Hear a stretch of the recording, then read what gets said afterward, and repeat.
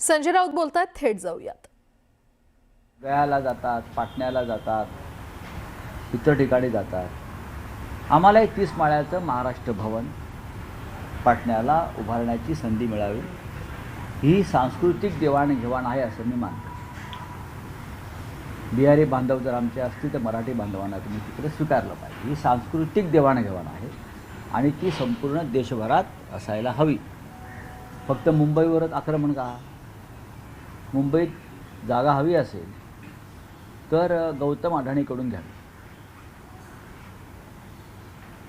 बाजारभावाने FIR सह. सरकारकडून हवी असेल तर सरकारनं त्या बदल्यात बिहार सरकारकडे 5 ते 6 एकर जागा पाटण्यामध्ये Gola road, Bailey road, new Pataliputra colony हे महत्त्वाचे तिकडले चांगले भाग आहेत बरं का, चांगल्या वस्त्या आहेत. तिथे आम्हाला 5-6 एकर जागा तुम्ही द्या, आम्हाला तिथे महाराष्ट्र भवन बांधायचं, आमची काही अडचण नाही आहे. आम्ही देशाचं संविधान मानणारे लोक आहोत मिस्टर चौधरी, बरं का. तुमच्यासारखे आकांड तांडव करणारे लोक आम्ही नाही आहोत. पण मुंबईची परिस्थिती समजून घ्या, मुंबईची अवस्था काय झाली आहे ते समजून घ्या. उगाचच वातावरण बिघडेल अशा प्रकारची वक्तव्य कृपा करून करू नका.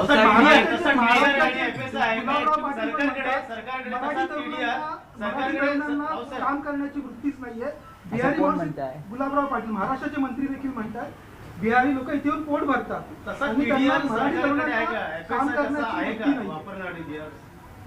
बघा, हे जे मंत्री आहेत ते नकली शिवसेनेचे मंत्री आहेत, त्याच्यामुळे ते अशी भाषा वापरतात.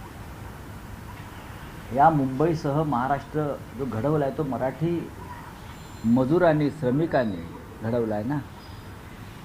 आणि आज मुंबईमध्ये मराठी माणसाने जे बाळासाहेब ठाकरेंच्या शिवसेनेला भरभरून मतदान केलं आहे ते यासाठी या मराठी माणसानं आपल्या घामातून, रक्तातून मुंबई निर्माण केली. त्याच्यावरती असं सहज कोणाला डल्ला मारता येणार नाही. पण आता सगळं डुप्लिकेट असल्यामुळे त्यांचे विचारसुद्धा डुप्लिकेट आहे.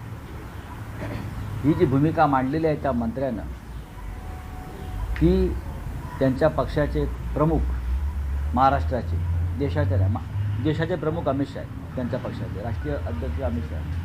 एकनाथ शिंदेना मान्य आहे का की मराठी तरुण आळशी आहे, मराठी माणूस काम करत नाही? हे त्यांना मान्य आहे का? त्यांनी सांगावं ना, मग आम्ही उत्तर देऊ.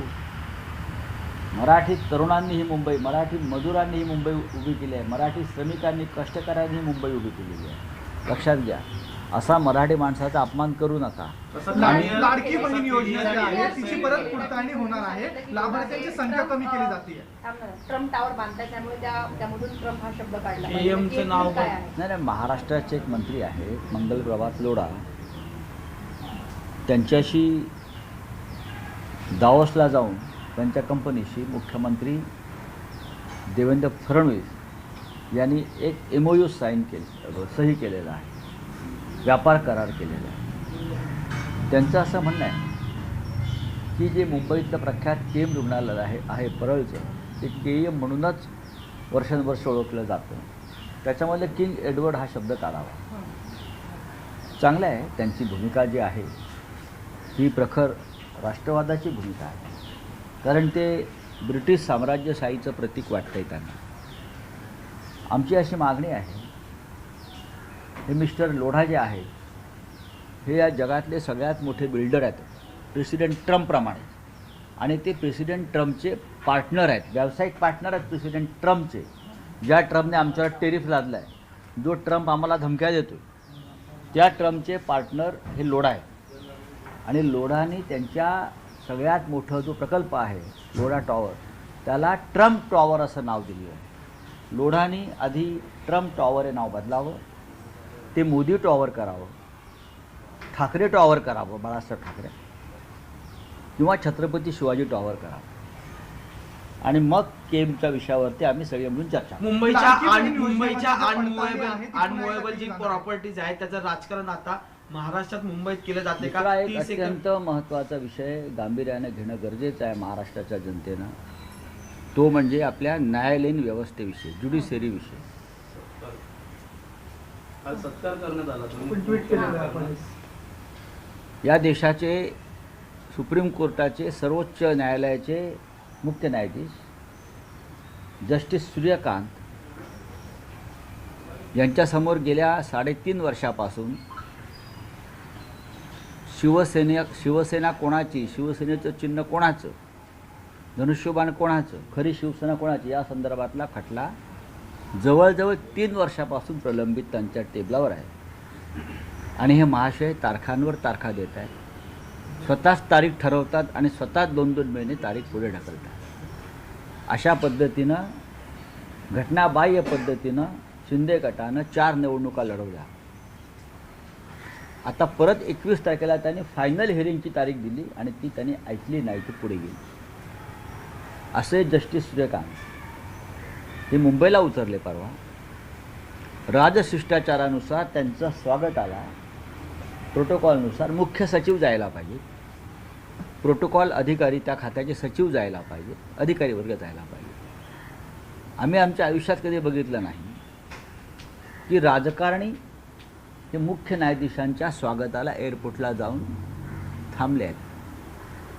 पण मी पाहिलं की ज्यांचा खटला जे एक पार्टी आहेत, शिवसेना विरुद्ध शिंदे, त्याच्यामध्ये हे एकनाथ शिंदे पार्टी ज्यांच्यासमोर खटला चालू आहे त्यांना पुष्पगुच्छ द्यायला विमानाच्या खाली उभे. तो हसत हसत जस्टिस सूर्यकांतने स्वीकारला. हे अत्यंत संविधानाच्या विरुद्ध घटनाबाह्य आणि अनैतिक आहे. हे अनैतिक आहे. हे असं कसं काय होऊ शकतं? त्यानंतर ताज लँडसँडमध्ये ताज पॅलेसमध्ये ताजमध्ये जस्टिस सूर्यकांत त्यांचा मुक्काम होता. तेव्हा त्यांच्या भेटीसाठी एकनाथ शिंदे बराच काळ तेथे उपस्थित होते, म्हणजे भेट मिळावी म्हणून. ज्यांचा खटला ज्या न्यायमूर्तीसमोर सुरू आहे त्यांना भेटणं, त्यांच्यावर राजकीय प्रभाव टाकणं, हेच जर चालणार असेल तर या देशाच्या न्यायव्यवस्थेवरील उरला सुरला विश्वास उडून जाईल.